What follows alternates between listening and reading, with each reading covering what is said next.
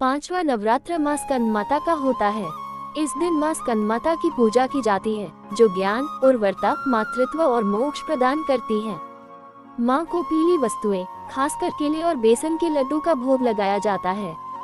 पीले रंग के वस्त्र पहनना और स्कंद माता के मंत्रों का जाप करना शुभ माना जाता है। माँ स्कंद माता की पूजा का महत्व। ज्ञान और समृद्धि। माँ स्कंद माता की पूजा करने से ज्ञान और समृद्धि में वृद्धि होती है। संतान प्राप्ति। ये पूजा संतान सुख और सौभाग्य प्रदान करती है। मोक्ष की प्राप्ति। माँ स्कंद माता भक्तों को मोक्ष के मार्ग पर ले जाती है और हृदय को शुद्ध करती है। नकारात्मकता का नाश। उनकी उपासना से नकारात्मक शक्तियों का नाश होता है। पूजन विधि। स्नान और वस्त्र आदि। सुबह जल्दी उठकर स्नान कर साफ वस्त्र धारण करें। माँ को स्नान। माँ की प्रतिमा को गंगाजल से स्नान कराएं। अभिषेक और पुष्प। गंगाजल से स्नान के बाद रोली, कुमकुम और पुष्प अर्पित करें। भोग।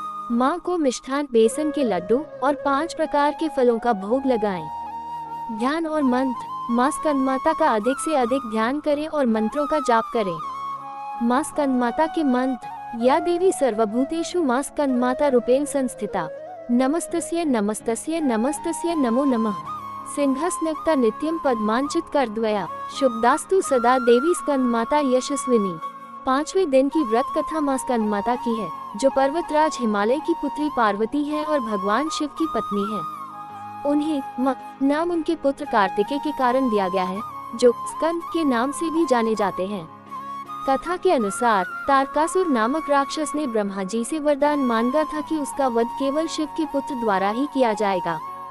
तारकासुर के अत्याचारों से त्रस्त देवताओं के कहने पर शिव जी ने पार्वती से विवाह किया और कार्तिकेय का जन्म हुआ। बड़े होने पर कार्तिकेय ने तारकासुर का वध किया, जिसके बाद स्कंद माता ने अपने पुत्र को युद्ध के लिए प्रशिक्षित किया।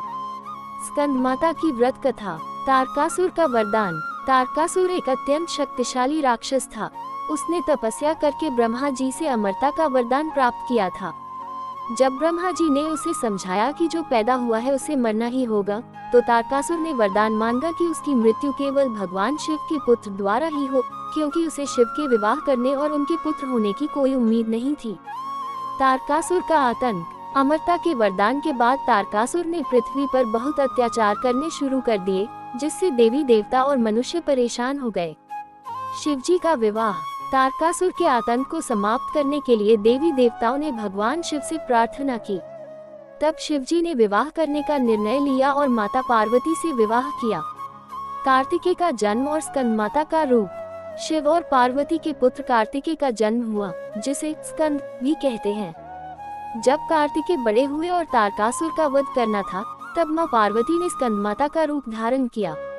इस रूप में उन्होंने कार्तिकेय को युद्ध की शिक्षा दी और उन्हें तारकासुर से लड़ने के लिए तैयार किया।